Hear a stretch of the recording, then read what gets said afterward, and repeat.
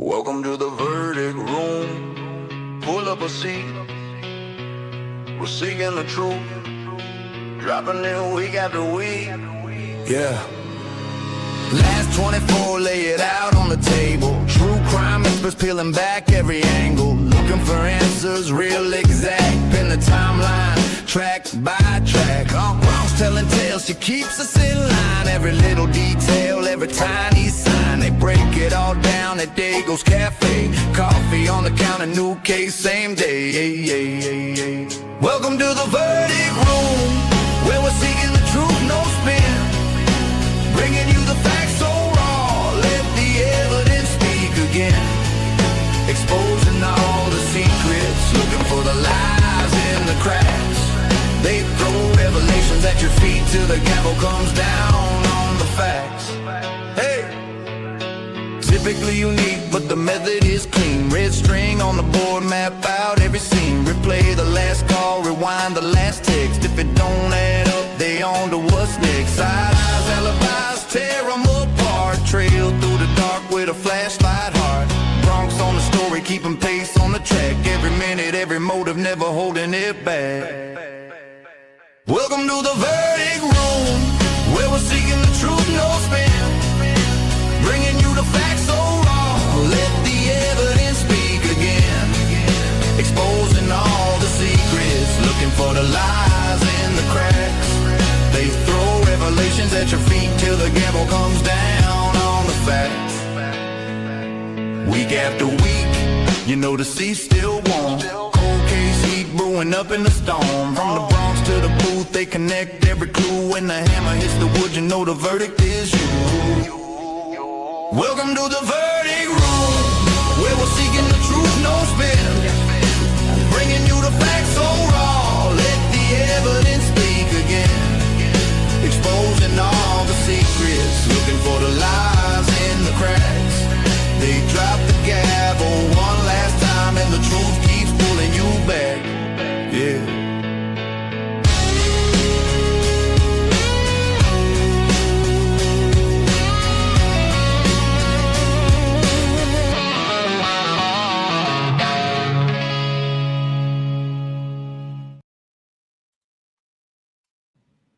Hello, hello. Hello. How are you guys? Good. How are you? Good evening, Hello. Friends. friend. Hola. It's beautiful here. It's 76 degrees. What's it like? That's by you what's guys? up. Nice.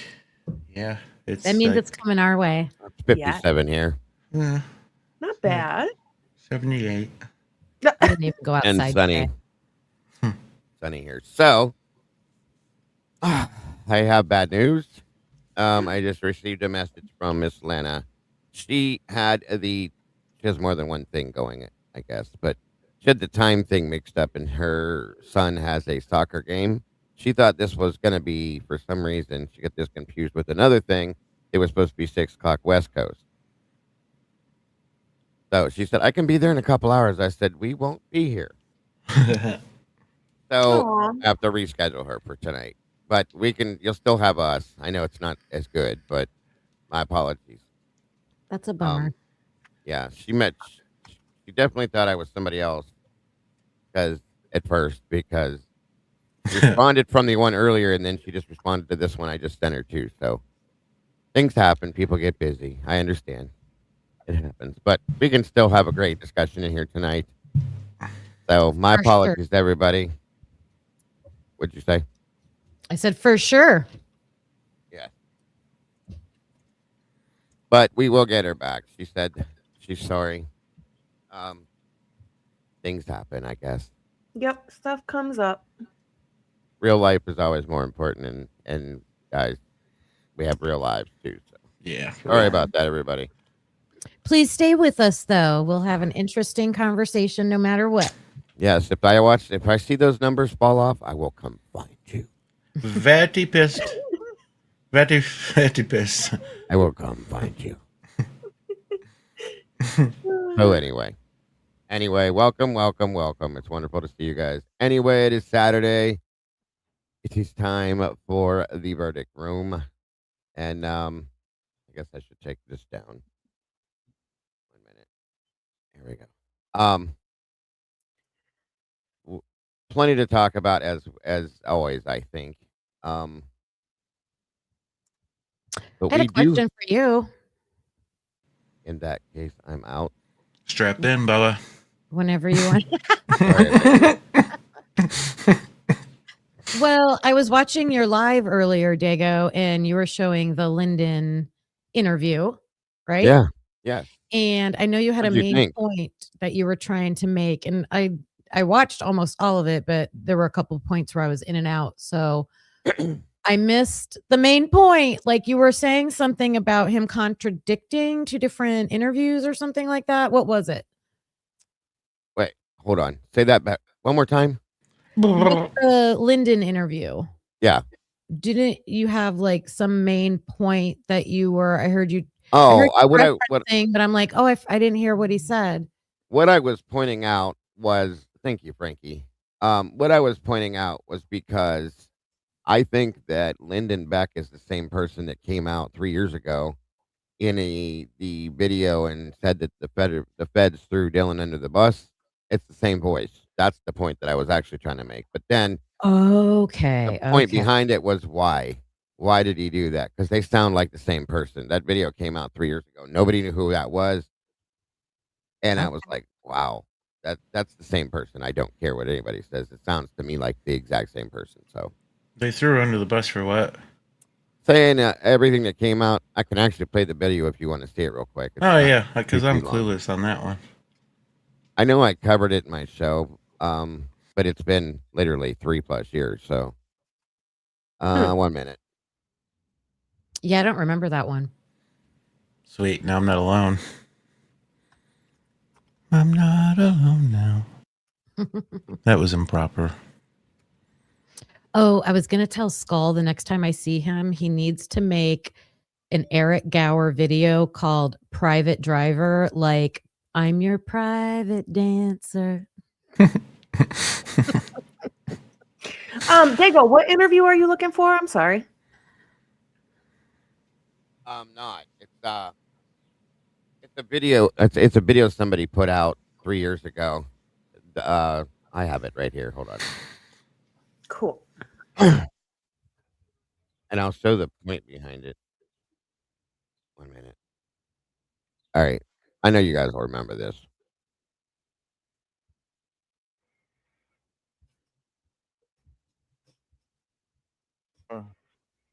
I have seen that. Referring to about the feds screwing or attempting to screw Dylan.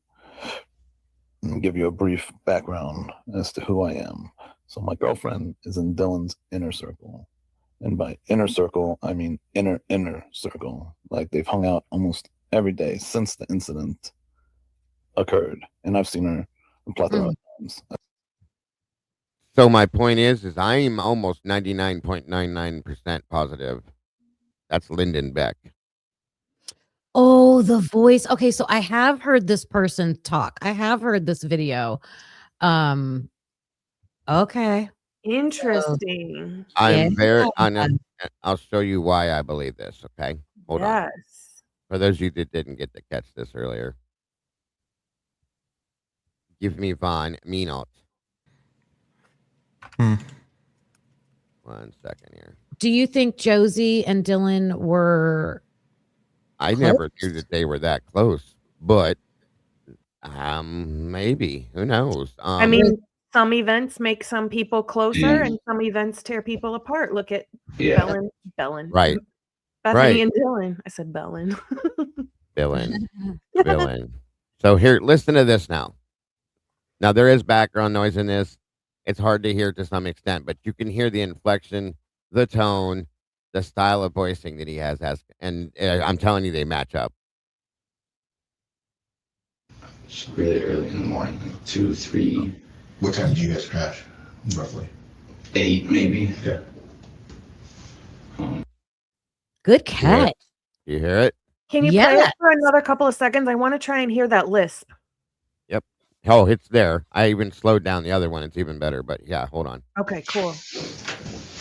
What's that street? So here's the White's apartment, maybe. Okay. Like that's like the 2 apartment complex. For somebody that doesn't know the layout of the sororities. Hold on, I get to one part where it's real easy to hear it. What's that street? So here's the White's apartment, maybe. Okay. And that's just apartment? Yeah. The distance? Okay, Yeah. distance. I'd say so. Parking lot. You go like the parking lot. You go right here. Okay. Go walk through. The other house is like back here. So here's the White's apartment, maybe. Sororities. Where's the Whites compared? That happened. Okay. Here we go. I'm sorry. Woke up around that time. That happened. Okay. And yeah. as well. So you're going to notice I'm not going to use words like allegedly, supposedly, because all of this is actual, firsthand, factual. Help me, for somebody that doesn't know the layout of. And then I'm sorry. What time did you guys crash, roughly? 8 maybe. Yeah. And then I'm sorry. Woke up around that time. That Information. Where should I start? Wow. that happened. Okay. And yeah. Help me. You see what I mean? It's close.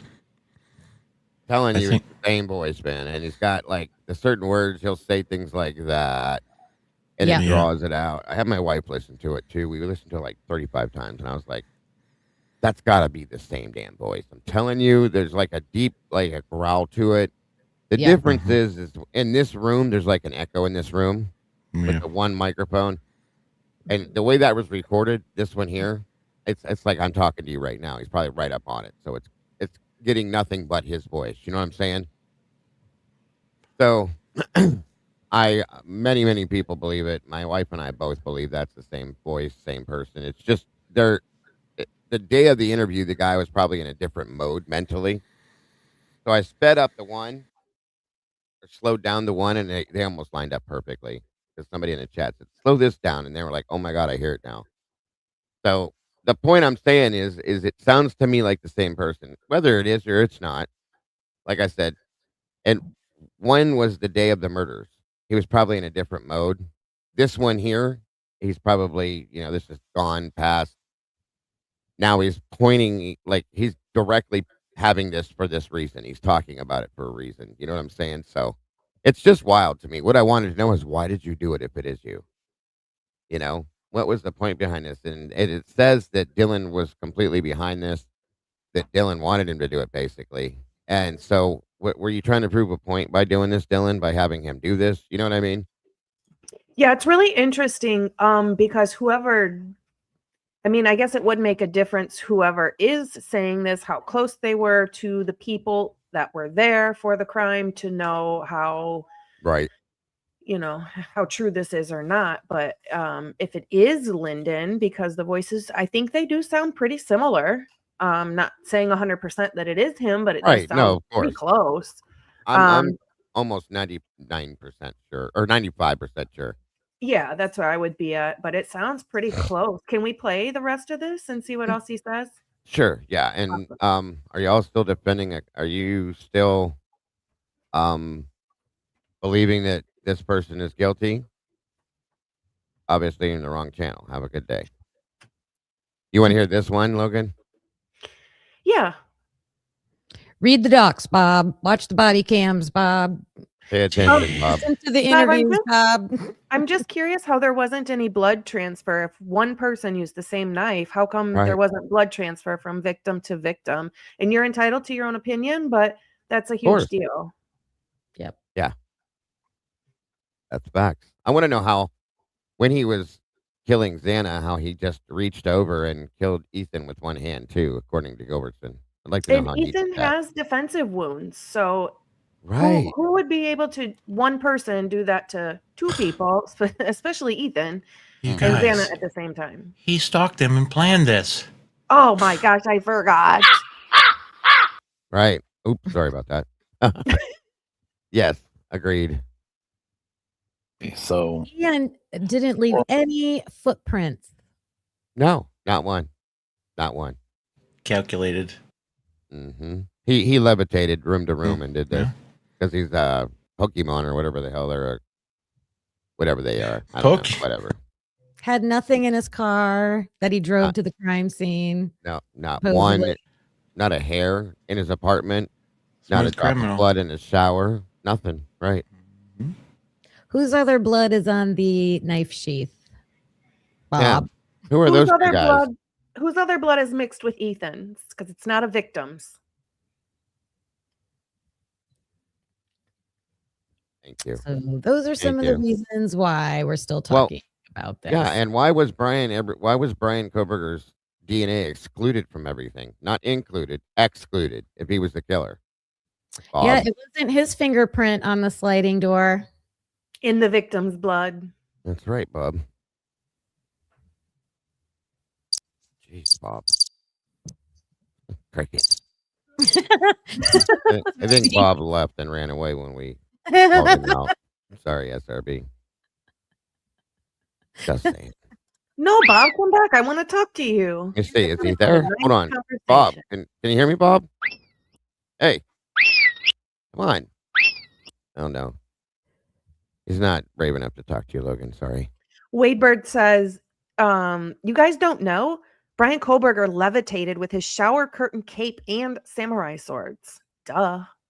Oh, my God. That makes perfect sense. Why did we not think of that? I don't know. It's only been 3.5 years. Jeez. Interesting. Why do you gotta dig so deep? Dang. Oh, Lucy said the trolls are out thick. Unbelievable. No, that's all right. We got plenty of mods in here that are thick too. They've will. unthawed. Yeah. It's They're in going here around thick, too. America. You know, we were also talking earlier when you showed, someone showed a clip of, I don't know if it was Banfield or somebody interviewing, and no, it was Megyn Kelly when she was questioning the 8-hour delay, and she like almost got roasted by her panel guests for even like trying to question. Oh, yeah. And so, okay, that was probably before like the documents and everything got released. And so, okay, now here we are with everything, all the interviews that we've heard, the body cam footage, everything that's getting FOIA'd. Could somebody go back and re-interview those people now that we have verified evidence and then let them comment? Like, how could they say what they were saying back then now that there's all this information out? And nobody's doing that. Right. Nobody on mainstream media. No, not at all. And yes, SRB, Bob was in one of the other channels. Sorry. I didn't notice that either. It was in mine. Oh, okay. I'm the magnet, remember? I see you, Tomboy. It's not me. I tell you that, everybody. All right. Which is fine. I don't mind questioning. He wasn't mean or anything, but I mean, No, yeah, it's just my it's goodness. Oh, we'll just have to answer his question. That's all. you asked. That's right. That's right. All right. So you wanted to hear this? Here we go. I mean, I've already heard it, but yeah, I'd love to hear it again. we dive into what I'm referring to about the Fed screwing or attempting to screw Dylan and give you a brief background as to who I am. So my girlfriend is in Dylan's inner circle.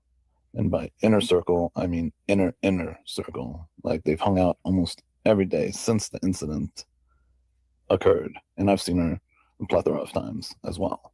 So you're going to notice I'm not going to use words like allegedly, supposedly. I feel like there's a nationality tone difference. Actual firsthand factual information. Like a Rolo versus a white person. To clear things up. I always thought he sounded like Rollo. Yeah. You know what I mean? Mm-hmm. I always did from the beginning. I don't need these on. They're on. I feel like I've heard this voice somewhere before. But that's what I said when I was listening to that. The reason I found this is I was listening to Lyndon Beck's interview again, and I was like, what is he actually saying? Because he was talking about things being at 9-ish in the morning and this and that. So I went back and listened because there had a couple channels try claiming that he was there early in the morning, that Hunter was there early in the morning and way before everybody else. So I wanted to hear what he was saying. So I went back and I started listening. I'm like, why do I know his voice so well? And then this clicked, and I went looking for this, and I listened. I'm like, oh my god, that is it, because I remember thinking how interesting the voice in this sounds. It's very particular. It's not just any old voice. You know what I mean? Yeah. And the two lined up. So, at least to me, I'm sure there's people that don't believe or think that it's him, and that's fine. So anyway, that's why this all came about. First of all, there's a lot of misconception about Dylan suffering from PTSD or trauma or any of that. None of that is accurate. In fact, when we try to console Dylan after the incident, she's the one that was laughing at me and my girlfriend and I, talking about we're so weird when we tried to give her a hug and stuff. So she's still the same old Dylan. She's had a rough life growing up. She's been through a lot. She doesn't have PTSD and didn't suffer any trauma. The incident that night, and what I'm referring to with the feds actually put a lot of words into her mouth. No, I see. Hey, Jesse. Excuse me. Lana was not able to show up tonight. She mixed up the time with another time with somebody else. So she was at the soccer field with her son and got confused on it. And so we'll have to reschedule her. But you still get us. Sorry about that, folks. On we go. Mouth that she didn't say herself first. So there was a lot of leading statements that they were insinuating to her. And she was really scared the first few days, obviously, after the incident occurred. So, like, the reason none of it makes sense in the affidavit is because it didn't really happen that way. See that little thing he does afterwards when he says, it didn't really happen that way. That's something else he does. Lyndon does too. Which is another reason why I thought that. So do you guys think she was scared the first few days? Did you guys gather that from her interviews? Dylan? Hell no. So we heard at the beginning-ish that Dylan actually stayed with somebody that lived right up the street, like a friend Yep. or something.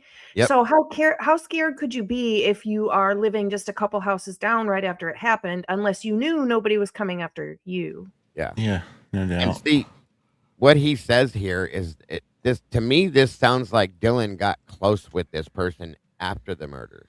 Okay, and they started hanging out after. I wonder, because guess who lives right up the street? Josie and Lyndon. And I wonder if maybe she stayed with them. And this is how this all came about, because she knew that everybody was coming at her. Everybody was attacking her for not calling 911, this, that, and everything else. And he was like, you know what? I'll help you out. I'll put this out for you. This will shut everybody up, which it did not do. But still, it could have been. This is her friend's boyfriend. Yes, Jesse. As I'm listening to this, it doesn't sound too defending of her, though. He's really coming out and saying, like, look, guys, she doesn't have PTSD. And I would think if he was trying to, like, cover for her or, like, back her up, he would paint her more as, like, a victim.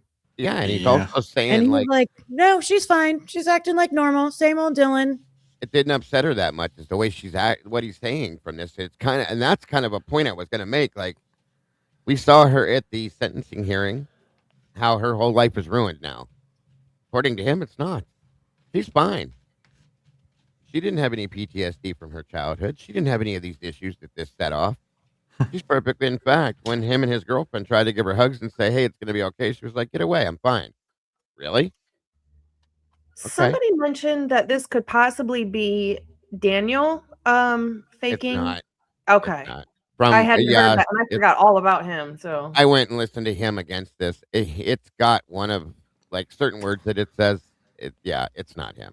Oh, okay. I listened to this a million times with that. There's certain words that they'll say that it does come off like him, but the voice is too deep. Daniel's voice is higher. It's someone with just a deep, gravelly voice. Yeah, Right, and Daniel doesn't have that. Okay. I forgot all about that guy. But again, I'm not saying that means that it's got to be Lyndon Beck, but I definitely do not believe this is Drunk Turkey. Sorry. Well, I think out of everybody we've heard, he's the most similar. Lyndon, So if we're going to try to narrow it down to anybody, he would be top of the list. Yeah, and like I said, yeah. remember that this was done on a completely the day that we hear the Lyndon Beck interview is the day of the murder. So he's a little bit in a different type of mode. He's going to sound differently.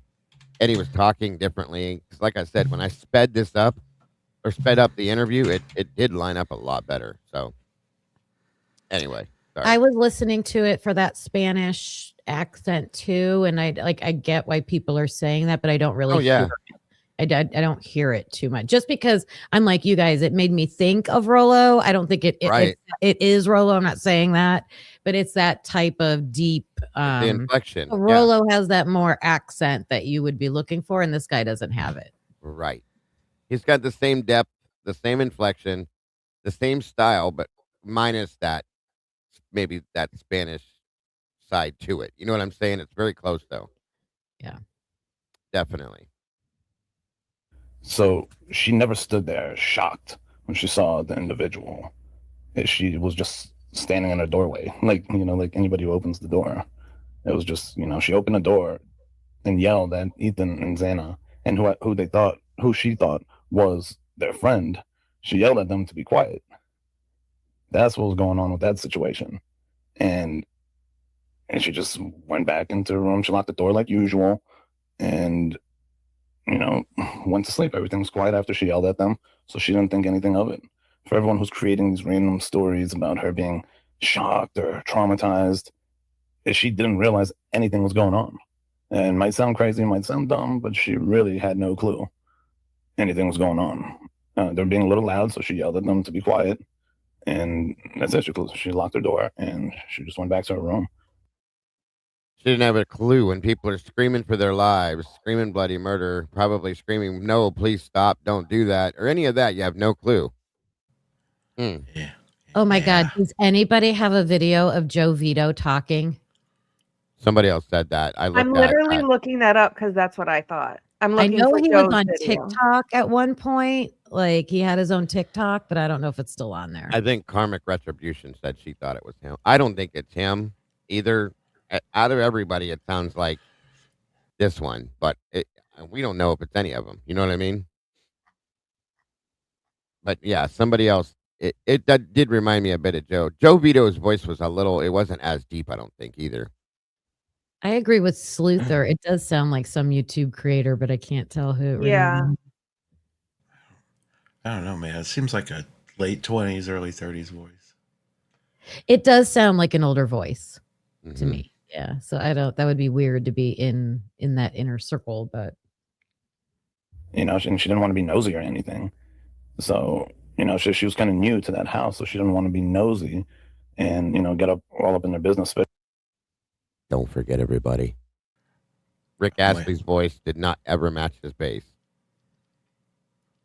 Oh, that's true. Rick Astley, the little tiny redheaded dude that sounded like he looked like Barry White. It's not Joe. I know. listened to Yeah, Joe. no way. I never thought it was him, right? Okay. I'm really bad at that. When I hear a voice, I immediately get an image of what they're supposed to look like. And when they don't match, I'm like, man. I always have to remind everybody of Rick Astley. I remember the first time I saw Rick Astley, I went, you don't sing that song, bro. No, go away. You don't sing that song. He had a strong, deep voice. Right. He's like 5'3" and redhead. What? No way. Little Irish guy singing that song. Nope, wasn't you. Never gonna let you down. In the middle of the night or early morning. So it's as simple as that. Everyone trying to blow that whole situation into something that's not. So yeah, that's that. And she didn't actually get a real good look at Brian. At the time, she assumed it was one of Xana and Ethan's friend who was just getting ready to leave, who was walking out. She didn't get that good of a look. The feds were really aggressive with Dylan the first few days, which is why she hired the attorney to begin with, because of the treatment of her during the interview. She didn't hire an attorney. It's her stepmother. It's probably pro bono, I'm sure. Anyway. Like an interrogation, to be honest. So that's why she got an attorney, because the way they were talking to her, and they didn't really understand or believe why she's the only one alive when you kind of skip rooms to get to the other two rooms. So she didn't really like the feel of how the interrogators or the feds were talking to her. And within like a few days after the incident, they approached her with pictures of Brian. It's like, is this the guy? Do you think this is the guy? This is definitely him, right? And they were almost leading her to believe this has to be the person. And she wasn't really sure, but they kind of put those words in her mouth. It's almost like, they were insinuating it so much to where she was like, yeah, I think, yeah, no, it's definitely him. And that's when they just kind of like ran with it. So what you see in the affidavit is, it didn't play out that way. So Dylan's attorney and her, and actually all of us, are pretty upset at how they threw her under the bus in the affidavit. When's the last time you've seen a witness or like a snitch in a case, their actual names being mentioned? The fact that they didn't redact it. We all think that the feds and prosecutors threw her name in there purposely to apply more pressure, because Dylan was really wishy-washy during the interrogation. And with them, putting these words, set in stone on paper, it kind of puts a lot of pressure on her now, because everyone views her as like some star witness, the star of the case. So that's what we all believe, that she kind of is getting screwed over by, the feds and the prosecutor, because now she has to testify and she has to say kind of what words they put in her mouth instead of what she actually believed, and what she actually knows happened, like with her own words, not words that were like shoved in her mouth, So yeah, her attorney is pretty upset. She's pretty upset, but at the same time, she knows that, she can be a huge help in this case. Who's that belong to? Is that mine? Thank you, On Top X. You always start off our show with a bang. We appreciate you more than you know. Very much appreciated. Thank you. So it's not like she's identifying somebody she didn't see. It just didn't play out necessarily like, oh, bushy eyebrows. She saw bushy eyebrows, and was able to 100% identify him, It's just initially when, detectives and feds came in and took over the scene had been contaminated so badly by the local authorities. When they first came, first responders, they stomped all over the place, contaminated the scene. All the, other people that were at the house, they were, walking up and down the steps, to make sure what they're seeing is what they're really seeing. So, I mean, this is a scene that was really badly contaminated. So to equal the playing field, the feds feel like, having a star witness is critical here. But just the way she was being interrogated initially was, it's kind of crazy. It's not what you guys think. They weren't being all sensitive and gentle to her. They were really accusatory and kind of. Okay, well, if they did, it was not in any of the interviews that we heard that they did with her. They were never accusatory. They were never hardcore, or never really went at her with any hard questions. The closest thing to that I've heard is the Vicky Gooch interview. And that still was pretty kid glove-like, Oh, yeah. I mean, honestly. Now, if we could get a hold of the FBI interview, which is what we all want to hear. No doubt. Maybe that's different, as it should be, but I don't know that that's true. So. Yeah, I FOIA'd that. She did one on December 1st with Williamson, I believe his name is, and they told me absolutely not. You cannot have that due to privacy reasons, and I'm so tired of hearing that. I think they did that Miss Potts, too. Oh, with that camera out back, huh? Or was it something else? Yeah, they said anything she sent off to the FBI, they said, you're not getting it. You're not allowed to have it. End of story. Well, and Miss Potts asked for some information regarding Brian Koberger, and they sent one back and told her, we can't give you anything that has anything to do with WITSEC, NatSec, confidential informants. What? Why? What does that mean? What does that mean? Yeah. What does that mean? WITSEC, NatSec. What is WITSEC? What does any sec have to do with Brian? Come on. Right. He killed 4 people. That's no sec there. Interesting response. Things that make you go, Right. Pressured, put the press on her. Thought that she might have something to do with it because it just didn't make sense to them why she's the only one alive. And on top of that, didn't see anything or really hear anything. She didn't want to be nosy, didn't want to, get up in her roommate's business. She told him to be quiet. The last thing that crossed her mind was people are getting slaughtered next door and upstairs, So I think that's pretty much everything I've covered. So yeah, just to go over the whole, suffering trauma. She was shocked and she saw him walk past her. Like, it's not as dramatic as you guys think. Like, he was already halfway towards the kitchen and walking out. And for all of y'all that are scratching your heads, yes, police do lie. They've kind of thrown everybody around the ringer through this whole case from the very start. And you have to think about it. Why would a survivor, a victim, have to hire an attorney? Obviously, they were mistreating her pretty badly as they're interrogating her, especially now throwing her name in the affidavit like that. That's all because they're pretty upset she hired an attorney to begin with. And because they want to put a lot of pressure on her from the public for her to be the star witness. But aside from that, she's doing good. She's the same old Dylan. Same old bullshit. There's no trauma, PTSD, anything. She really feels for, her friends who are deceased, and she does beat herself up a little bit about. So then, what is everything she's talking about in the sentencing hearing? If none of Exactly. Yeah. Her fucking statement. Yeah. Is that a show? Is that an act? She just never put on a show, Dago. How dare you? Oh my. I can't tell. Same old Dylan, same old shit, huh? What does that even mean? That's a great question to ask. What is same old Dylan and what's the same old shit? Why did she need to go fund me to restart her life? Then all this stuff happened. And why was that paused? I wonder too. Sorry. That's what I was going to say. Does anybody know who paused that and why? Don't know. I know it. I think somebody said usually when they pause things, it is due to like possible fraud or criminal activity. I just don't know. Yeah. I just don't know if that's the reason for hers. Yeah. That would be if the company paused it. Right.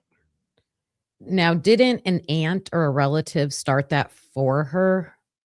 Yes, I believe yeah. Because they could have paused it. But sure, yeah. They can pause their own, but why would you? Maybe they figured out she's full of shit, Kimmy. I just can't get over all of the questions in all of these interviews, and we're focusing on Dylan right now, but the questions that didn't get asked. I think it would be super interesting if I don't know if we want to do it tonight, but have some episode where we're like, these are the questions they should have asked. Yeah, they just did enough to basically, fill out timeline points For sure.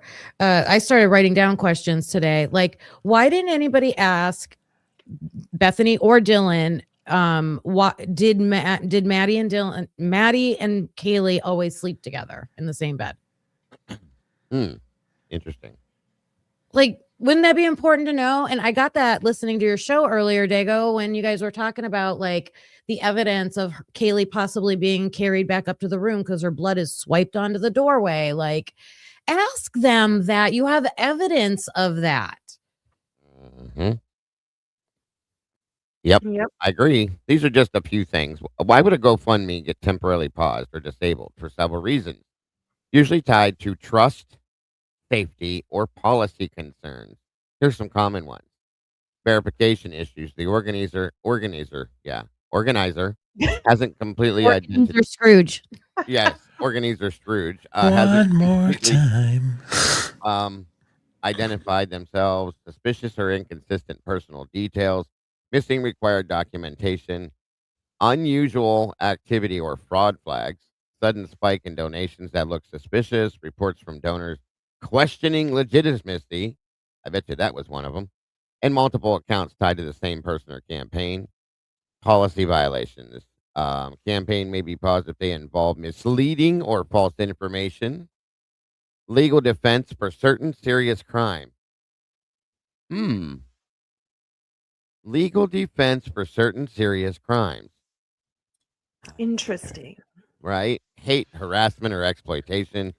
Fundraising for prohibited items and services. And then it says beneficiary or fund disputes, a disagreement over who should receive the money. Someone reports the organizer isn't authorized, family legal conflicts, and withdrawal from or banking problems. Bank account doesn't match organizer info, failed or flagged withdrawals, payment processor issues. And then this one's interesting. Law enforcement or legal concerns. If a case becomes part of an investigation, court orders or legal complaints, ongoing criminal or civil matters tied to the fundraiser. Well, then. Interesting. Yeah, I'm wondering if, with that being said, is it possible that something's going to happen in that case and so they cannot have the information? You know what I mean? Like Yes. they're going to maybe There have she is. appeals and things like that. When did it get paused? What's up, sis? It's so good. Hey, I told you Lana. guys she felt bad. She wanted to reschedule. She couldn't do it. It's all right, hon. We understand.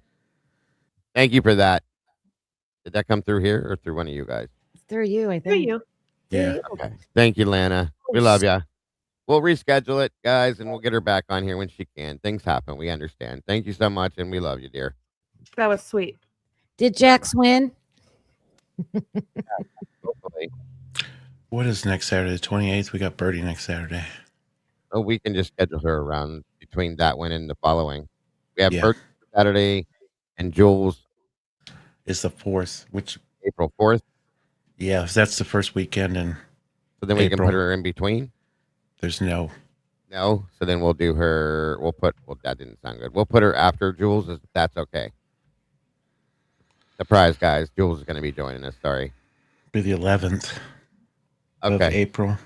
All right, Lana. I'll talk to you maybe April 11th. If you're not busy, we can reschedule it for that time, hon. We know that. We know. You don't have to explain yourself. Don't you worry about that ever. Don't be embarrassed. It's all good. Life happens, especially when it comes to Mr. Jack. That's always a priority. Family first. That's right. Right. So we'll Yeah, reschedule. no reason to be embarrassed, girl. No reason. Life happens. We Support appreciate it. so, baby. So yes, so you guys now know the full following schedule. So we have Birdie joining us on the 28th. Miss Jules is joining us on April 4th. And hopefully we'll be able to schedule Lana for the 11th, guys. Cool. We have a full schedule. Yeah, I'm excited for these upcoming shows. Yes, definitely. Yep. Yes, four hands we are. So anyway, those are some interesting things. I'm kind of glad that we fell into that question. Those are some interesting things as to why that GoFundMe could have been paused. The ones that catch my attention most and are exciting to me are the law enforcement, the possibility of an investigation. Because I think a lot of us feel like there's something coming down the road. Maybe there's an investigation going on that people are that somebody's being looked into. You know what I mean? Yeah. Why do you Or think- is it? Go ahead. Kim. No, go ahead. Is it possible that they paused it on their own for some reason? If that's true, though, I don't know Yeah. why they would just leave it paused, though, because you think they'd sure want more money. Has any of it? I haven't even looked at it. Does it look like any of it's been withdrawn, or did it just pause right where it was? Can we see that? I don't look at GoFundMe's. I don't have the link for it. I don't know. I don't know shit. Annie Ruler's in the house. Haven't seen you, Annie. So You are why- amazing. No worries, Lana. We love you. Who said that there's a parallel investigation going on? Oh, was that the thought because of all the agencies there, right? But I think someone actually said, I know WSU mom Kim said it. Oh, there was one going on when the murders happened. At that time, is it still going on? I have no clue. But there was. Well, it when this should all be happened. with the leak. I'm trying to think if it was said in court.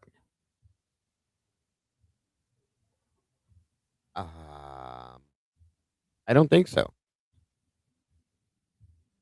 I don't remember. Does anybody else? Maybe. Love you too, sis. Anybody remember talk of a parallel investigation? Extraterrestrial said, I think Steve said it. Well, Well, we do know that there is the leak investigation going on. I don't know if that would have any bearing on that, but it was And- before that, and it makes Yeah. me, whenever I heard that, I thought the drug ring part of it, because we always knew there was a task force, a drug task force was doing work and all that kind of stuff. there's this. That's what I thought it Genuinely. was too at the beginning. David Nye parallel investigation for women trafficking. I didn't hear that, but that's interesting. No, Lana asked something too Very interesting. in your side of the chat. Was that it was? Oh no, that was Wade Bird. My bad. I think. Yep.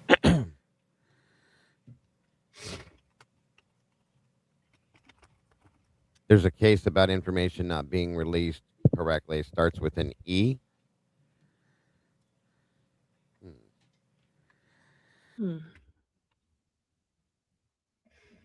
Yeah. Plus, isn't it Lana's birthday weekend? Like, girl. it's her Go birthday celebrate. month. Yeah. Right. Clap it.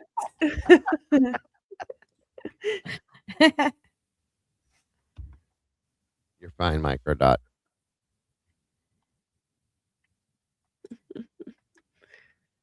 I wonder when this GoFundMe was taken down or whatever, paused. Right. It's been It's like 2 couple months, hasn't it? Yeah, a couple months. You're welcome, and thank you again, dear. Number 2 towards our goal. Bring the fun bombs on Saturday. Yes, ma'am. I wonder if it was something to do with that WSU lawsuit thing. I mean, maybe it does have something to do with that, the WSU lawsuit, folks. That would be an ongoing investigation into something per se. It's a civil suit, I mean, and that was one of the things in there. It could be. I feel like I remember it said like by an ISP officer or Bill Thompson or something like earlier in the case. Like when they still thought there was going to be a trial and things like that. I just can't put my finger directly on it about the parallel investigation. They don't show when it's been withdrawn. Thank you, Jesse. I didn't know. What if it has to do with the internal affairs investigation? I was just talking about that. Dago and I were talking about that on Friday. That's interesting, Kim. That's a good point. Yeah, that one. Supposedly, a Moscow police law enforcement officer has been investigated by internal affairs per se. They won't give us any information. They never do, but that could be if it has something to do with her. That would definitely affect her, right? What? Thank you, Michelle. And it looks like Miss Jessie Lynn received a new membership. You didn't even need one, but you got one anyway, Jessie. Welcome to the source. The new meatball, and thank you, Michelle. God bless. Because think about that. If you're having an internal affairs investigation, to me, that seems very like it's something big. Yeah. It's not like someone gave the example like, oh, someone could have had a DUI 25 years ago. No, Yeah. I think you're doing an internal affairs investigation for something like that. Right. And also, when Thompson notified the defense about this, because they have to, Brady violation, it wasn't early on in the case, I don't think. I think it was in 23. So then the question becomes, is it something that happened along the way during the investigation? Is there somebody that's going to be involved with what? Could be. Roll back on this. Are they involved in this part of this lawsuit? Well, no, none of them. They shouldn't have been. None of their names were listed. Nobody that has to do with her is listed unless something was pulled out about her. You mean, is Dylan part of the WSU lawsuit? Oh, no, the whatever the officer. That's where. Oh, yeah, we don't know. They won't give us any information on who it is or what it is.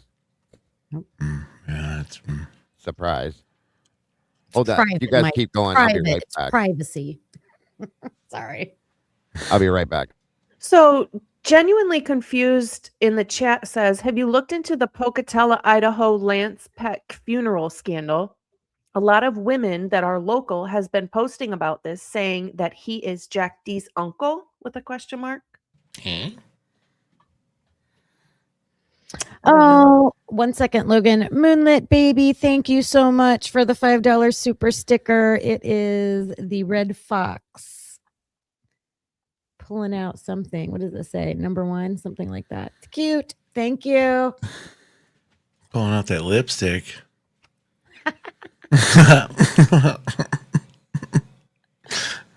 I appreciate you, Moonlit Baby. I don't know. Yeah, it's or she could have maybe hit her goal and withdrew the money. I don't know. That's true. I don't really know how GoFundMe's work, but that could be, I suppose. How long do you let it go on for? Right. Strange. Yeah. I'm interested in having a little discussion about the crime scene investigator that Birdie had on his channel the other night. Oh, I didn't see that. What was the... I was told, I didn't see it, but then I was told to watch it, and I found some things interesting, I suppose. A little bit interesting. Did they make observations about the crime scene? Like their own personal? They did. I fell asleep halfway through it, but there was one point just on the contrary that I noticed. And it's more of just like a personal pet peeve thing. He was like, I didn't listen to the 911 call fully and blah, blah, blah, blah, blah. But to me, it was like, yes, you did. Yes, you did. Stop. You've listened to the 911 call. But he wanted to make everybody think that he hadn't yet so they could get a honest reaction. But I'm pretty sure he had listened to the 911 call first. He knew everything else in the case. But yeah. But yeah, he had some observations that would lean towards what we thought. I remember him talking about the 911 call and what you would expect to be going on at that time. But as I listened to the 911 call again myself, I just noticed a few things that seemed a little bit off. You can kind of tell like where they're all located during the call. And for a lot of it, they're inside. And Hunter seems to take much longer than I would expect in the bedroom.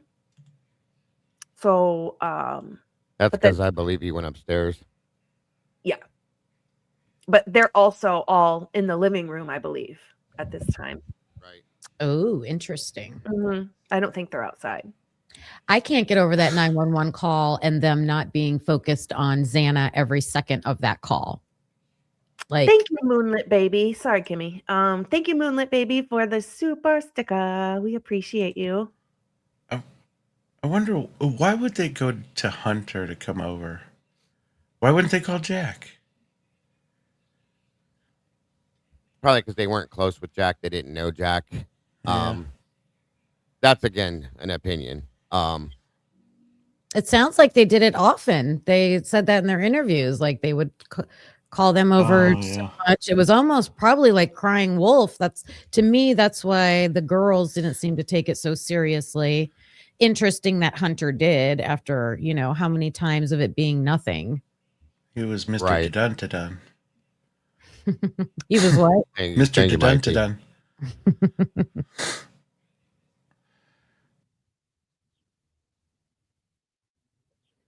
Right. Tomboy said all that blood. No one said any word, not one word about all that blood. Well, and Birdie asked, his name is Jeffrey Gentry or something like that, asked him about that, and he was like, well, you might not necessarily smell the blood, but I don't think it was ever told to him, well, 2 different doors were open as well. Could that make some of the smell come out of the rooms? Whether it goes back out the door or not, you would still smell it throughout the house then, because that would bring it out of the rooms, the smell, having the doors open. But I don't think that was asked. I think the seasoned police officers had more of a guttural reaction to what they saw and smelled than innocent, naive college students who have never experienced anything like that before in their lives entering a scene like that. Like, in my opinion, Hunter should have been in a corner puking his guts out and hyperventilating in shock. Repeatedly. Like, you want to talk about frozen shock fear? He should have been like, just like, Repeatedly. As soon as he went in there, he should have said, "Oh my God, there's blood everywhere. Get here now." yep. Because you don't know in that, split second when you first see it if they're savable or not. That's what I would have There done. again, before that, even there were people there that didn't do it before that either. So makes you wonder. I didn't watch more than like 10 minutes of that guy that Birdie had on it. I don't know. I I didn't just either. he didn't like keep me engaged. I was like, what? Right. I don't know. Understood. Maybe I was in a bad mood. Let's see. 83 guys, 83 likes. Come on now. Dago, who did you say? Like other people that were in the house first? Who did you mean? I just feel like there was other people there that left. This is my opinion. I don't have any proof, but for some reason I feel like there are people that were there at the house, in the house, before somebody decided to call law enforcement. I'm just it to me it feels like there were other people there. And I think somebody said, "Okay, it's time to call the police now. It's that time," and everybody bolted. This is my opinion. I feel like Yeah. others went inside. I feel like others were there. I think there was many people there. This is again just my own personal opinion. I've thought that forever. I agree with you. And that, I don't know why, but that was a rumor early on. I think because like little statements were made, and I think it was by either at press conferences or maybe family members, but statements were made early on that there were a lot of people at that house. I think one of the someone in the press asked Chief Fry about people being there, and he said a lot. I don't know how many, something like that. Yeah, there was other people at that house too, he said. So he even said there were other people at that house that night, the night of the murders. So yeah, take it for what it is. Now, of course, if you ask somebody like Nasty Disgrace, Brian Koberger did it all on his own. And even all these people, like, that's all they can like relate back to. Oh, well, like with all these cases that continue to come up, it's the big relation. Oh well, the Brian Koberger case. And No, what are your thoughts there, Logie? I see you deep in thought. It looks like. Yeah, I was looking for some information. Sorry. Oh my goodness. Okay, it's all good. Anything exciting? No. Jeffrey Gentry wrote a children's book called Jeffrey Found a Dead Body. What the truck? Wow. Who's that? What? How does that fit? The crime scene guy that Birdie had on. I was just looking him up. Okay. He wrote a children's book called Jeffrey Found a Dead Body. Are you serious? Oh my God. He's got a hell of a background. But gosh, I don't know. Yeah, it's kind of like everywhere. I want to read that book. So funny. I don't know. I got like textbook type answers. What I felt, it wasn't like I've been on like a scene kind of, I've worked it kind of thing. I don't know. I'm all over the road. Tony Stevenson said light reading. Hunter J should have been freaking the out, and he should have room mentioned the fact that there's blood all over the room. You don't see a crime scene in right. I mean, no. Instead, he did this. I'm pretending to be Chris Watts. Don't mind me. Look what Dolly recently did with that whole Nancy Guthrie thing when the dude flipped out. What happened? I didn't even. When Dolly saw that body. Oh yeah, yeah. That's a natural reaction. Yeah, could be. Yeah. And he's this is a young kid, adult man. But I mean, it is a different generation. They're completely different. I agree with that one. Definitely. And maybe it's because we're Gen X and we expect our expectations of things are like this is what should normally happen because this is how we were raised. But this generation coming forward is like, I don't care what you tell me. I'm gonna go shoot up somebody or do this or do that, and there's no consequences. Slap me on my wrist and let me on my way. I mean, they don't have the fear of shit. Yeah. Nothing. It's weird. It's scary, guys. Truly, it's like that generation doesn't seem to have a fear of consequence, a fear of authority. They're just it. They don't react. That's wild. It's wild. I It also is. think they have that because of school shootings, because I'm a teacher, I've gone through so many trainings and everything about that. And Right. there was an expert that said these kids, they literally are desensitized if they play some of these video games. Yeah. So it could be that effect too. I still think it would have an impact if it was in person versus being virtual. What do you guys think? Like, where did the disconnect start with all this? Like, It's social media. yeah. You can that's see what- everything at the tip of your fingertips in a 30-second clip, and then you move on to the next one, and it's Like, transfer it to life. Yep. There's some, it's not all either, but it's some. There's some changes in parenting that have happened. Yeah. Like I've come across a lot of parents that almost seem afraid of their kids. I don't know. And I guess as that is evolved, like the social media thing, it's a couple of years go by, and next thing you know, those kids are having kids. Department would like to. Yeah. Very much so. So this is the very first 3 days after the homicide, the very first press conference that was ever had. Mind you, 3 days. It took them 3 days to put this together. I think it's interesting. Now, first off, Chief Moodring here, you can kind of tell when he's comfortable with the situation because he turns red like immediately. Beat red. Yeah, you can read him. I call him Chief Moodring because of that, because he changes colors left and right over every question. It's crazy. And you can tell when he's frustrated. You can tell that he wants to start answering certain questions in different ways, so on and so forth. There's a lot with this interview or this press conference that I think tells its own story. This is 3 days after the crimes happened. They had no suspect, according to them, which we all know was not true. It was Jack Decor. I thought it might be a good idea to look at this. I saw a couple people in chat mentioning this. So He's got groundhog characteristics.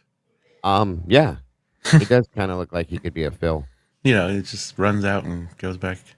Right. Runs out, comes back, comes Pay out, goes back. attention. Yes. No, Pay Lana attention. didn't make it tonight, Donnie. Sorry. Did you guys want to check out some of this? I saw a couple people referencing it in the chat, just to see where we're at today, 4 years later almost, as compared to that day, November 16th of 22. Yes, no? Yeah, pay attention to what kind of questions the press are asking. Because sometimes he doesn't always answer them. So, Extend our condolences to all family members, friends. This horrible crime has affected all of us. Involved in this task force include Latah County Sheriff's Office. Thank you, Blue Eyed Butterfly, for the super sticker. I don't know where it went to, but Yes. thank you. Thank you so much, Blue Eye Butterfly. That's you. Good stuff. The Idaho State Police, and the Federal Bureau of Investigations. As we continue our investigation, we have learned that Ethan and Xana were at a party on campus, and Madison and Kaylee were at a downtown bar. They arrived home sometime after 1:45. If anyone in our community. See that statement there alone. They arrived home sometime after 1:45. That's all they're going to tell you. Or across our nation has any information about these times or the victim's whereabouts, please call our tip line at 883-7180. The facts of the case that we know right now. We know that these homicides occurred in the early morning hours of Sunday, November 13th. Around noon, Moscow officers received a call of an unconscious person.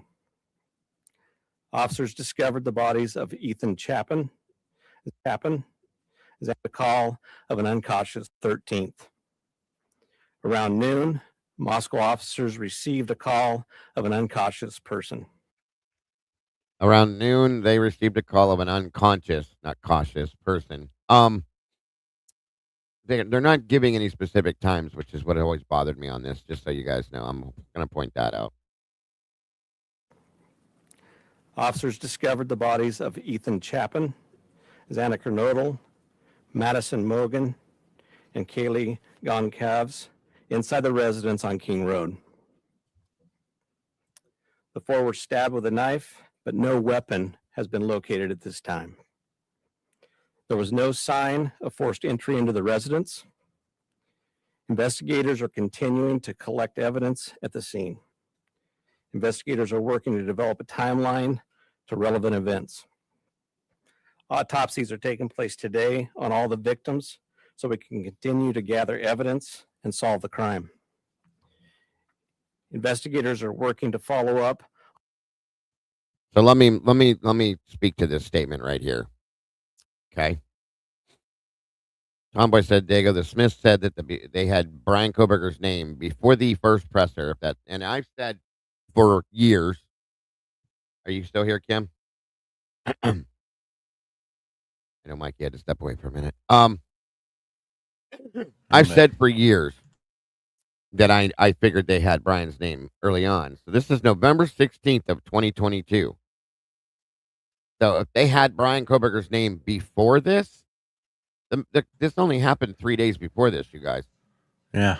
If that's a factual, and the people that they're speaking out are people that should have names from where they work at. I'll just put it that way. That's all I'm going to say. I can't put any more information out than that. But for them to have that kind of information then that early on, they should have that. Okay. So that's interesting to me. So we have 3 days. This murder happened 3 days ago, and there's certain agencies that knew 3 days into this before the presser happened that Brian Koberger existed.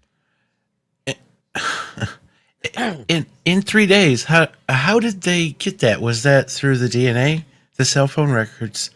Either which one, I feel like they take at least 7 to 14 days in a typical case for somebody to get to that. So right.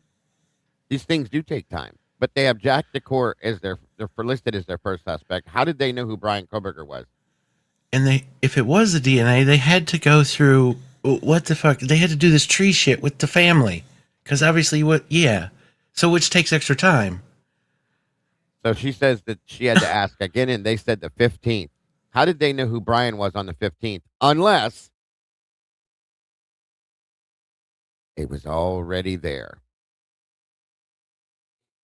Now, if that's a true statement, then that tells me that they knew who this person was, whether he was they're going to be their suspect or not. They knew who he was, and then it almost sounds to me like they knew who he was, and then they decided, if this is true, again, of course, I'm just saying this because we don't have absolute something I can say, here's the proof. That's why we say it like that. So. I thought he would have had to have been directly kind of connected to something, not necessary for them to just, they can't, I don't know, I guess they could. Oh, here's Brian Koberger. We're going to pick him out, go get the swab his fucking, get his touch DNA, and let's do this. Oh, hold on. I want to verify a date here. December 15th. This is November that we're in right here during this presser, okay? I want that to be clarified so that this is understood. So we're saying let me verify that with you too, Tomboy. So you're saying that they knew who Brian Koberger was by November 15th? That's 2 days after the murders. It's impossible. I don't see how that's even remotely close. Yeah, 2 days after the murders, you couldn't even possibly be. They didn't process the whole MF and crime scene. There was still it took them 9 days to process the crime scene. So, but it's impossible. Well, again, is it, or is it because it was a pre-planned situation? Well, yeah. If that's true, that would mean that it's a pre-planned situation, the whole entire thing. That's the thing that gets me. Uh-huh. It doesn't sound, I mean, that's crazy. That's wild. If that's the case, then that means a whole lot of different scenarios come into place. Right. The whole thing turns upside down at that point. What would be the first different scenario, Kimmy, you'd think of? Vern. They knew it was going to happen. Like, yeah, that's what I'm like sitting on. I'm like, yeah. Oh. Why would you have somebody picked out to be a fall guy? That's another. Well, there you go. Take that. Or is he not the fall guy? Is he something else? Referring back to the reply that Miss Potts got about all those other agencies and stuff like that. Repeat that reply again, Logan. The reply to Miss Potts, and I'm just paraphrasing, it's not verbatim, was that Miss Potts FOIA'd information about Brian Koberger, and the response that she got was something along the lines of, we cannot give you any information in this case regarding people that are involved with WITSEC, NetSec, confidential informants, or anything along those lines. She did not say nutsack before you guys go there. Yeah. She didn't say that. Okay. Yeah. Her response, they cited a law or a rule or like, you know, a code. And then Miss Potts read the like 3 or 4 different scenarios, which could be the reason, but they didn't tell her which one it was. So there again, any of them sounded innocent. Why are you citing any of that if it has nothing to do with that, though? I mean, you wouldn't unless it did, and not nutsack, not wet sack, none of that. Yes, the love letters from the FBI. That's the point. That's the point. So one of the reasons could have been national security, and they labeled that on this case. They labeled this case with national security issues, which is why all of this stuff went down like it did. And let's go back to what Twiz said. What if?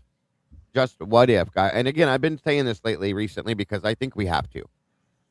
We've been in this box for 4 years. I'm going to say 4 years because we might as well. Okay, it's going to be 4 years.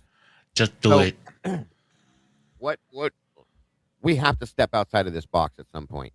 No matter how weird it feels, no matter how strange it sounds, we have to step outside of this box, okay, and look at other options, other angles, because none of the stuff inside the box makes any damn sense. So it is what it is. And I told you guys before, short of looking at somebody and saying, okay, to them telling me that aliens landed in the Banfield, 3 little green dudes ran in and came out covered in blood. I'll listen to everything but that. And at some point, hell, I might even listen to that now. But I'm saying we have to look outside the box at some point and say, okay, what the hell is this? It doesn't fit in here. None of this makes any sense. Okay, so let's go over here or over there and see what says that. Twiz said, what if they knew who Brian was before the murders even happened? Yeah. That's not that far out of the realm of reality to think of, in my opinion. Go ahead, Mike. How long's it been that everything was said and done? It hasn't even been a year yet, right? With Brian's sentence? No. His testimony? Sorry. Or not his testimony. The plea deal. Sorry. Excuse me. Yeah. It's June, I think, or July. July, I think it is. June. Or so June. Still, it's still way too early to like say, like, is there any differences in like after, you know, he pleaded to him being locked up, you know, but compared to other people, but it's still too early because, you know, hell, I don't think they can even talk to their family for fucking like 8 to 10 months or something once they get in there. I don't know. I think he does. When you get, from my understanding, if you get put in prison, there's a intake time. You have to go through a few weeks of intake period where you get to know everything, and then they send you off to your home prison, I think, and then whatever else is going on, depending on the situation. Yeah. I don't know if he's being held in segregation because of the situation. I don't know if he's in regular. Mhm. You know what I mean? I guess the only weird difference would have been that weird room that we saw that he was put in. Like, why did they put him in that That room? was a yeah. I think that was intake. Like for it looked like a Mhm. medical unit based on You what I know, saw. Microdot in the chat has a really good question, and they said, "Who had the most to lose, and what had the most to gain?" Mm-hmm. The And I think university. that, yeah, it's a good question and a good point. Who had the most to lose, and what had right? Good point, Yeah. Micro. hmm Any anybody want to answer on that? You know, it makes me think. So, in the process of, they were trying to buy the Phoenix whatever. University of Phoenix. Phoenix When was University. were they trying to? I know this does maybe not fully connect, but were they trying to scam money off of this to, even like the house and shit, like the write-offs that some of these people could have quote unquote taken. And were they getting money from someplace to put into the university to try to? It sounds dumb, but It doesn't though, because they had just purchased some kind of a supercomputer type thing, and then he went directly from that into purchasing the Phoenix University online, and which he failed horribly at. But it, do- right, what was the money situation like? You know what I mean? So the university right before this happened, was doing really bad on the money side, from my understanding. And then Right. right after this happened, they somehow made tons of money, and that's when they went to purchase University of Phoenix. and like the Enrollment percentages went up. Yeah. Yes. Believe it or not, we looked into that like immediately, thinking that the enrollment was going to drop off, and guess what? It didn't. It went through the roof. Why did it go up? That's a great question. It, I would it was imagine right after it would have dropped COVID. off. Like, I wonder what year it was that it went up. Between 22 and 23, the Oh. enrollment numbers Yeah. went through the roof. Remember, we It looked was at that. quick, immediate. It was quick. Yeah, like immediately. Almost like Stuff- people are like, I want to go there. But stuff with the big C was still active till like 23, right? I mean, things were weird. I mean, a little bit. Yeah. Yeah. Well, Lenny's got a good point. The students know they can get drugs there now. I mean, would be. Uh-huh. Any thoughts, Kim? Are you Oh with my us? gosh, I've had so many thoughts. Spill it. Just, I don't just know. do it. Come on, man. I don't know. I think the town had the most to lose, because if that university goes down because of this, the town dies. Oh yeah. The university probably had the most to gain. If they had Definitely. Brian's name ahead of time, I think it's because of work he was doing Well, as a TA and criminology. can I tell you how I think they may have had his name before? Through the cloud forensic stuff, or what? He was referred by one of his teachers to that area to WSU on purpose for the program that he was in. He was getting a very high reference to that, or whatever you call that. Not reference, but Referral. thank you, Logan. A referral, a very big and very highly rated referral. And then he also did interviews with WSU or Pullman Police. That, in my opinion, is how he was known to who they were, because of the referral and possibly his name going in the system for the interview that he did with Janky. And I was told that he interviewed with Moscow too, but I don't know if that's true. Here's Thank something you. left. Go ahead. Because he was trying to get into their program. Yeah, right. And I know that I read, now it might have been in Bloom's book, but I didn't read his book. I listened to it on audio. Or it might have been his old professor, the one from PA or wherever he was at. Oh, yeah. Catherine Ramsland. It might have been her. Excuse me. Yeah. But I swear it was said that he was sent, or the reason he was going out there was to help a rural area upgrade their cloud forensics systems, which it has to tie in with criminology somehow. But we haven't heard a whole lot about that. It's just, not at all. All we hear is he studies serial killers. But in any Sexual crimes.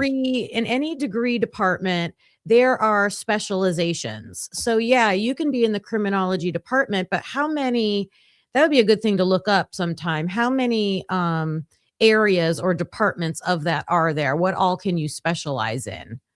Right. That's a good point. And he was also known to be studying or obsessed with sexual crimes. If you remember, that was a big deal too. Put those two together, and what do you have? You know what I mean? Right.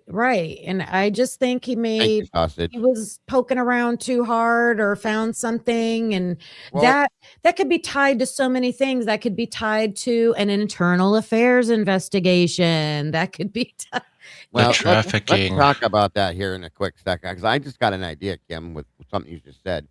Real quick, there local corruption not capable of shutting down national mainstream media that reveals federal involvement, generations of corruption exposed with national attention on the Alex Murdaugh, and he went down. Good point, and thank you for that so much, Sausage. But something it keeps tweaking my memory. Okay, but first, Logan, did you have something to say first? Because you're sitting there quiet. I did, but I lost it. I forgot. Oh, sorry. Take a break. Go find it. Send out a search party. The sexual based crimes type thing. I feel like I'm getting ready to do a Law and Order commercial. Just do it.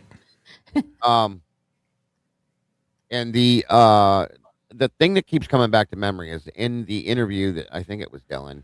I might be Beth, and I always get them confused. Where she said that Kaylee had told her that she was researching RSOs in that area for work. Mm-hmm. I can't let that go, and it makes me wonder: is this a possibility of how this all came into play? Yep. And was this what the university was part of, and it's part of their money, is that trafficking? And,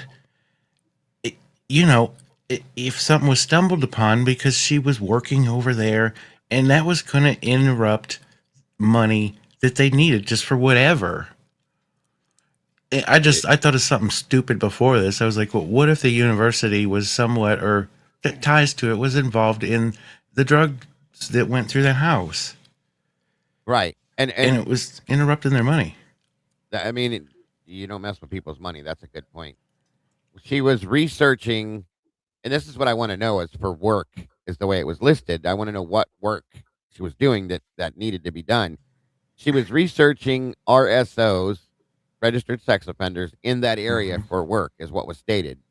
That's what she would do down in that little office side room, computer room down there in the basement. So is that part of why they said, oh, she was moving away? They want it to look like she's moving away, but she's really not moving away. I mean, maybe it was stated that she was going. That's a good point. It stated she was going backpacking through Europe, and then she was moving on to Texas for this new job, blah, blah, blah. I don't know. I don't know what to think, but those things I have always stuck to me.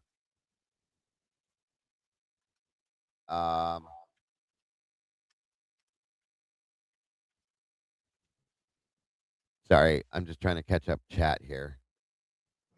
I think it's more, I'm not discounting that there could be trafficking involved with the people that are responsible for this, but I just... A tomboy said... After watching the Eric Gower interviews, yeah, he was not providing rides, okay? He was not... That dude is creepy. Rides. Like, he was, but they weren't only rides. I think it was a cover-up for delivery and order and things like that. And I just want to point out real quick, I know this is a little off topic, but one of the things he said in his interview was that if he would bring students from the University of Idaho to Washington State University, kids would be like, Well, how am I going to get back? I can't. Yeah, like what the get fuck? How am I gonna get Like back? it's like And- they took him to Mexico, Kim. But you realize when you use Uber, you open the app and you click, I need a ride. And then an Uber comes and picks you up. Like it's not. Well, he you made it seem know. like- he made it seem like they're going to be stranded at Washington State and the Uber app would not help them out. And so he had to give them his personal phone number for them to call him. So I think that was a total cover, and he is busted in a flat out lie for him transporting back and forth. I don't know, because that does not make sense. What I find interesting about Eric Gower is, do we remember back when Jack D told law enforcement that he saw a gold van that looked weird, out of place, stalkerish? Right. And now that we know that Eric Gower has a silver van, well, do we also remember when law enforcement tested their own light-colored undercover car in the dark under that light, and it looked tan, just like Molly McMichael said? So could Eric Gower's silver SUV or silver van look gold in the light in the dark? Yeah. It Under very the well light could. in the dark? Yeah.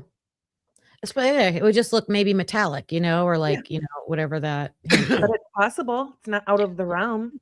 And real quick, too, As- Tomboy said, think outside the neighborhood. She said that more than once. What she means, I don't know. But think outside that neighborhood. So, meaning, are we thinking over in, and I've said this before, just Let's because ask this Trolley. went down, it doesn't mean that it had to be people that lived within that neighborhood that went to, U of I. It could have been people from Pullman or even something like that, too. If that's what That she's committed saying, the I do crime? agree. Yeah. Yeah.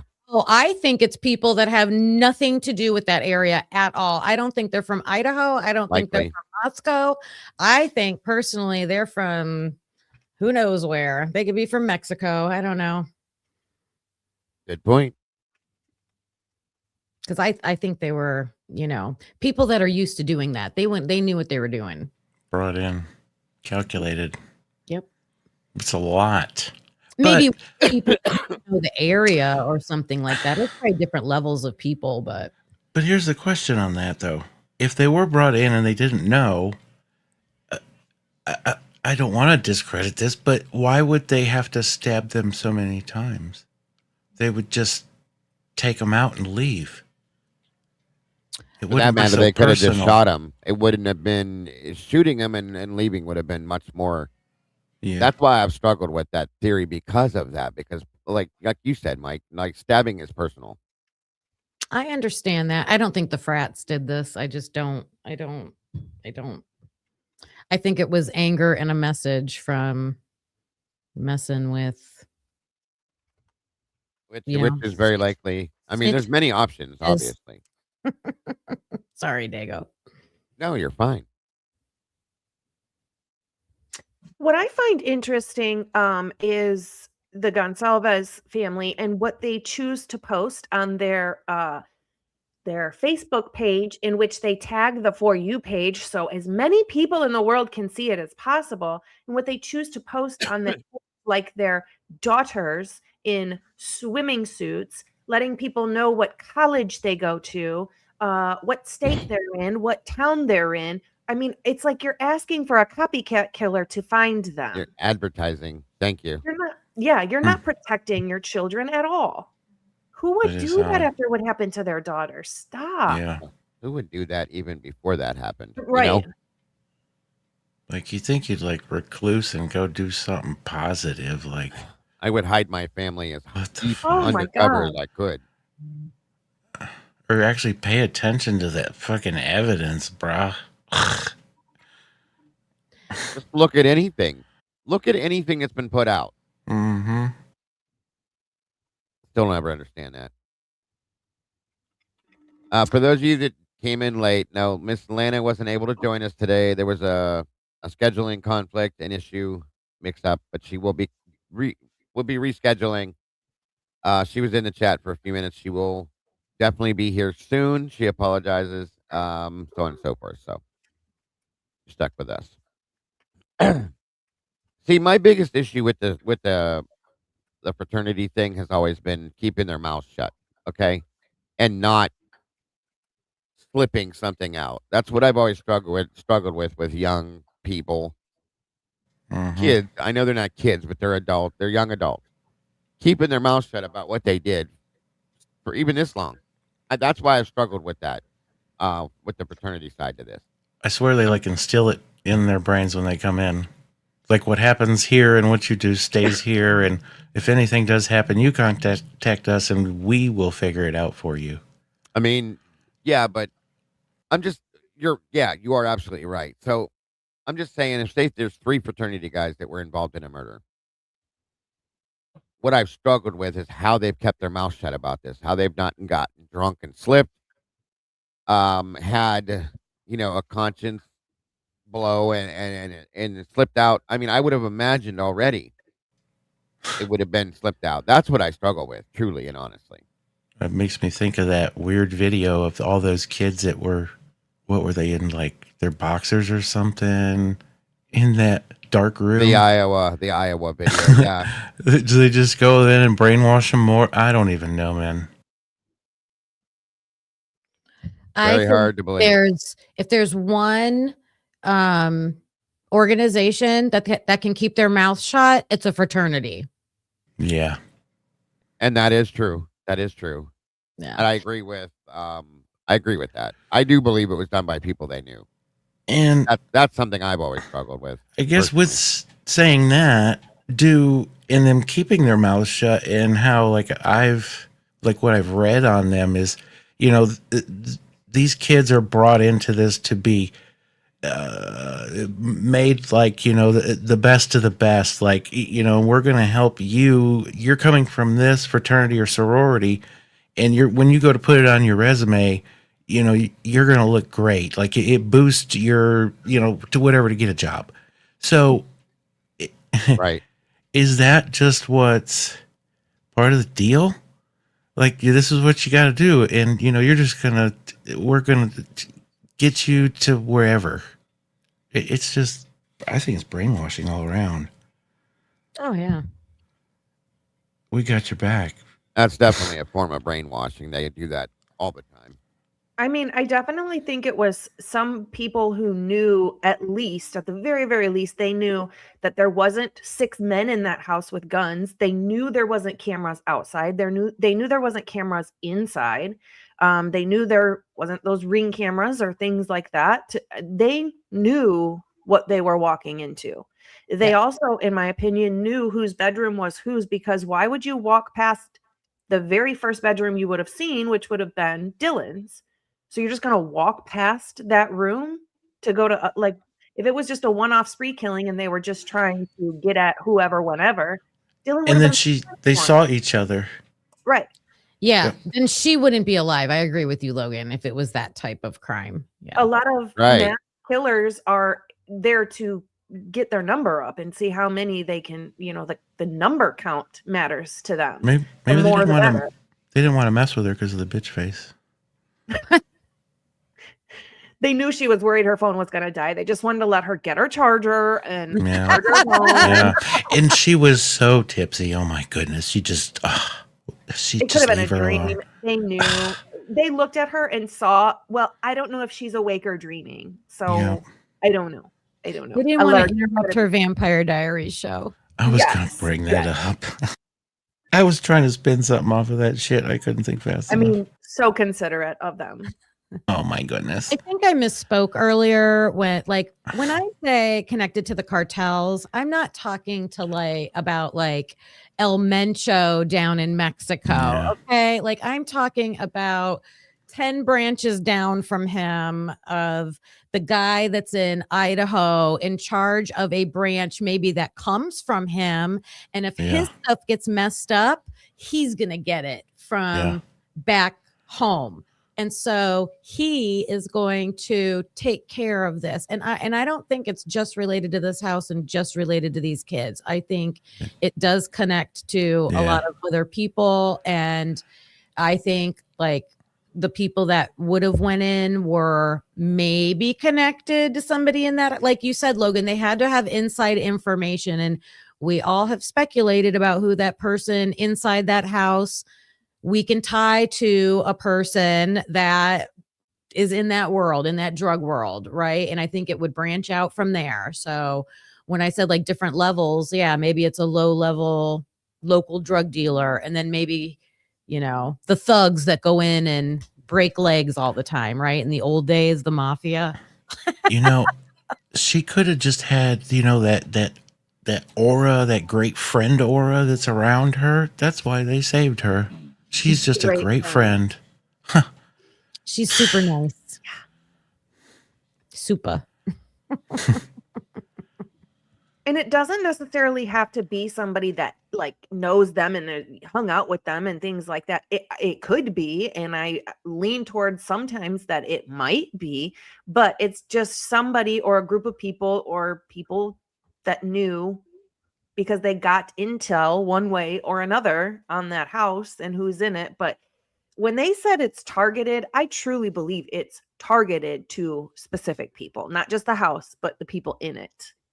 One Right. or two of them. Right. Why the two would be left alive. Huh. That kind of brings me to that recent interview that we heard from, what's his name? Jack's roommate? Braden Jensen. When he said, mentioned those, give those stupid girls rides or something of that nature. Yeah, he did. Yeah, yeah. Like, who said that? Braden Jensen. Those were his exact words. Not to mention the fact that he says he's the only one that says, I still don't understand how this happened and those two were left alive. He's the only one that ever said anything like that, too. Yeah. And I think then that like followed the stupid girls thing. It's like, I don't even know. Has anybody cleaned up that interview yet? Because I could not make anything out of that interview. What do you mean, I turned on the closed caption and just listened to it slow, and it was. What do you mean? You can hear quite a bit of interesting out of it. I had my good headphones in. I just couldn't. I didn't know the closed captioning worked. I'll have to try that. I swear I listened to like 15 minutes of it with like just shit earbuds. Yeah, it's hard to hear. earbuds. It's hard to hear. But It you was gotta pay definitely attention. hard, yeah. Well, Like somehow you gotta like make all the noise around you kind of disappear and just try your hardest to listen to what they're trying. Yeah, I had to rewind several times to figure out what was being said. It was like crackly and like distant and yeah. I don't know if hold on a minute here. Can I go back to something we were talking No. about earlier? No. Please do. When we were talking about the date that they knew Brian, it was making me think, okay, if they were going to try to pin it on somebody, we know we have on video Brent Kopaka saying he was afraid they were going to set him up, right? And I think he said like his ex-girlfriend's brother or something, they're going to pin those murders on me. Like we have him actually saying that. I'm wondering what date that was. Definitely before, when was he killed? December 14th, 15th, something like that. 15th. So way before that. Well, I don't know way before, but he knew. My point is he knew or was paranoid at the fact that they were trying to set somebody up for that for those murders.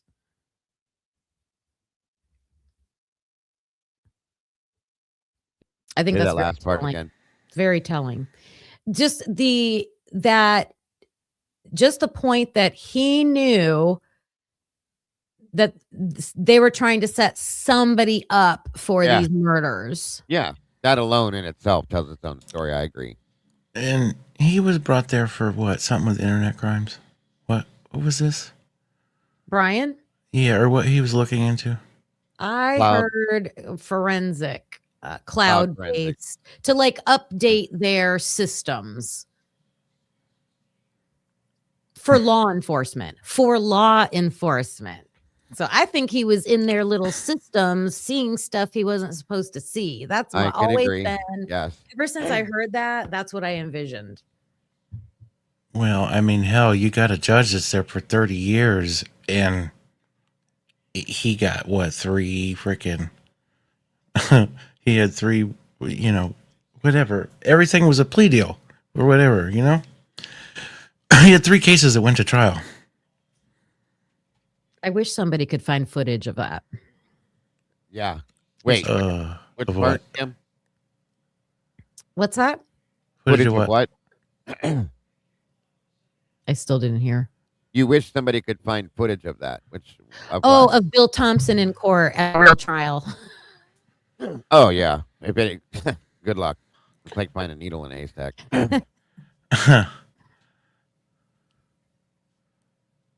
Trying to catch up in chat here. Yeah, good luck.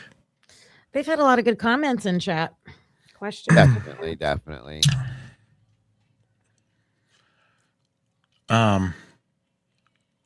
Oh.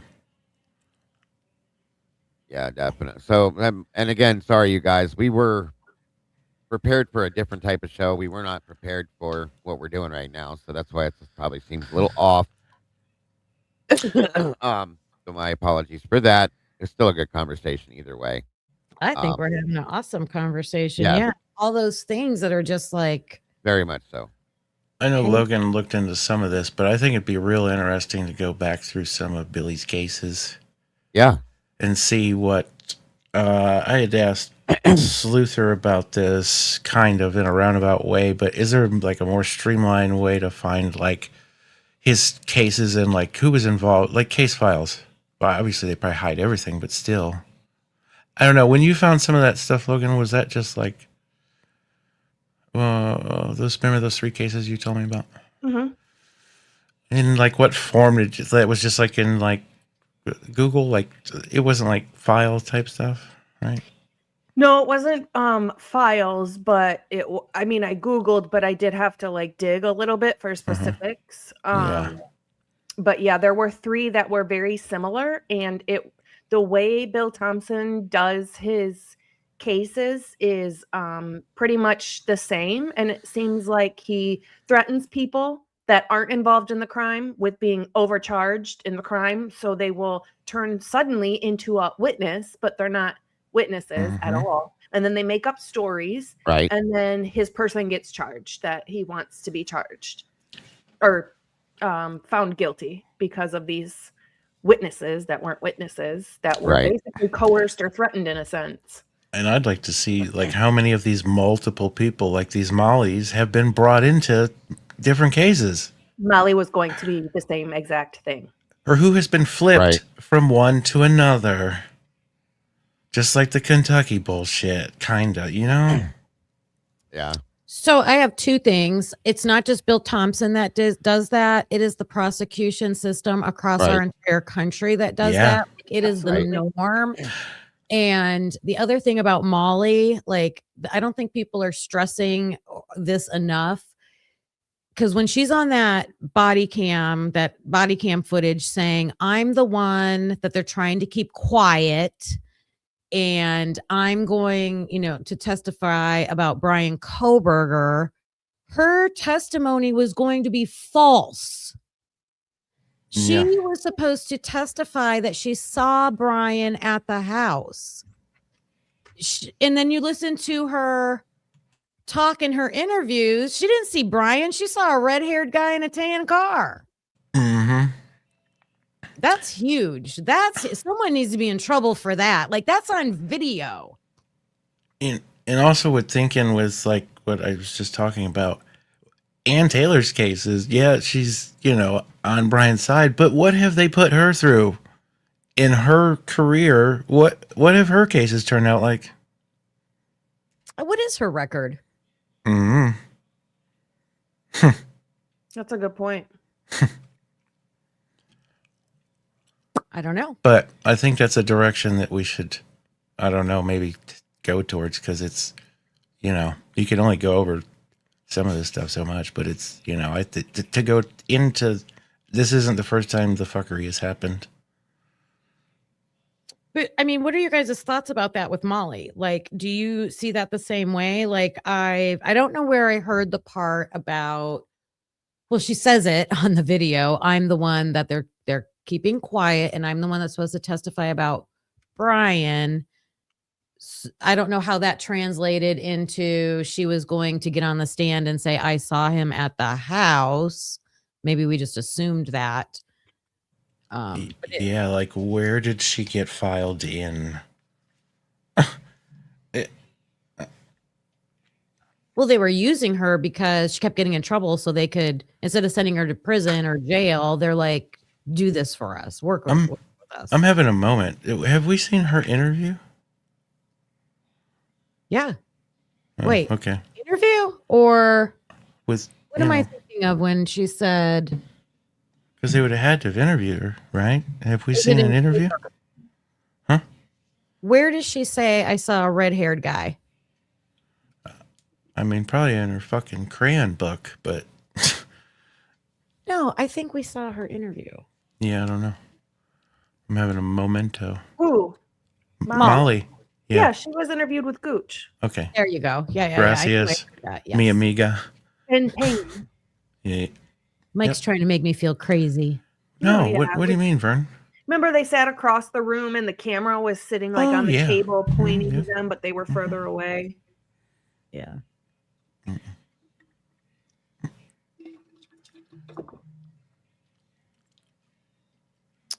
Yeah. What else, guys? I don't know, Vern.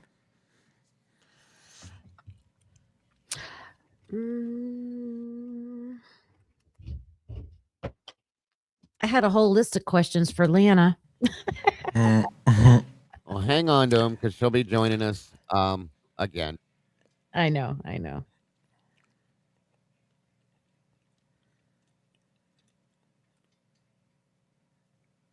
Oh shit! I haven't paid attention to any of these chats. You guys have been chatting away over here. The chat has been amazing tonight. In this back chat, I don't even know what's going on. I am just like in a zone or something, huh? Yeah, Twiz. Jax had a game, so we're gonna reschedule with Lana. Yes. Have you guys watched Lana's mock trials? I started watching the Eric Gower one because I he started is so to. obsessed to me now. Good stuff. Yeah. So where are we at now? Yeah, we're about Thanks, 10 minutes Brooke. out. Anything you guys want to add to close this out? We're about 10 minutes out from 8 o'clock. That's our 2-hour mark. What are you guys thinking? Miss Logan, Miss Kim, any last thoughts? I'm waiting for new body cam or new videos to come out. Isn't Connor supposed to be getting something? Sigma Chi. I'm definitely looking forward to the Sigma Chi interviews. stuff. Oh my gosh, that will be wonderful. Yes. And just so you guys know, I have reached out to a couple different crime scene analysts as well. Sorry, I don't have the actual screen on. Sorry. Just to see if we can get a response to maybe get some different opinion as well. That would be amazing. Wonderful. Yeah. I am looking forward. We're definitely working on trying to get other types of guest guys, the experts, to join us here. To break certain things down. So I'm looking forward to that. But don't forget, again, we have next Saturday, Birdie's going to be joining us. The following Saturday after that, Miss Jules from True Crime Reactions will be here. And then hopefully, if everything works out, we will have Lana as April 11th. So we got a full schedule. Yeah. And don't forget, of course, guys, as soon as we end here, you can join myself and Miss Logan over at Crimes After Dark. Sorry. 8 p.m. Eastern Standard Time. So looking forward to that as well. So. Oh shit! It's still light out up there, bud. Yeah, that's crazy. It's almost down now. But Logan, any last thoughts before we get out of here? Nothing. She's muted and said no. All right. And Mikey, what are your thoughts, brother? No, negative. Nothing. Blank. All right. Appreciate everybody coming out and, apologize that things didn't work out. Well, guys, I want to thank you guys for another awesome episode. I'm sorry this wasn't what we expected it to be, but I promise you we will bring it back. So again, it's another great episode of The Verdict Room, Unfiltered, with Thank You Typically Unique, Bronxtails True Crime, of course, The Last 24. And all of you in the chat, you guys are amazing. Thank you so much for making this happen night after night. You guys are the shiznit, for lack of better terms. Appreciate each and every one of you. And I think that'll do it, guys. Have a great, wonderful night. For those of you that we won't see over at Crimes After Dark, that we will see you tomorrow, I'm sure. And I think that means the verdict is in. The verdict is in.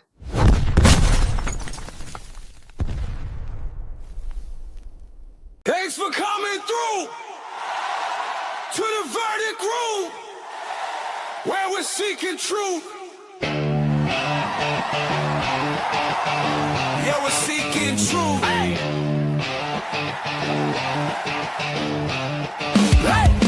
Last 24, they rewinded. True crime heads go find it. Breaking every angle, every track. Bronx telling tales, keeps us on track. Typically unique, never act. Being real, being sharp, being exact. Exposing every secret in the dark. Every little timeline, every mark. Welcome to the verdict room, where we're seeking the truth. Looking for answers, bringing the facts to you. They break it all down at Dago's Cafe scenes. Working together, throwing revelations at your feet. Oh. Crime scene chart, they erase that. Put the story back, then replace facts. Looking for the motive in the cracks. Red yarn on the board, then it snaps. Voices in my ear through the week till they hit play. Then we speak. Files on the table, case on the line. They don't just tell it, they define. Welcome to the verdict room, where we're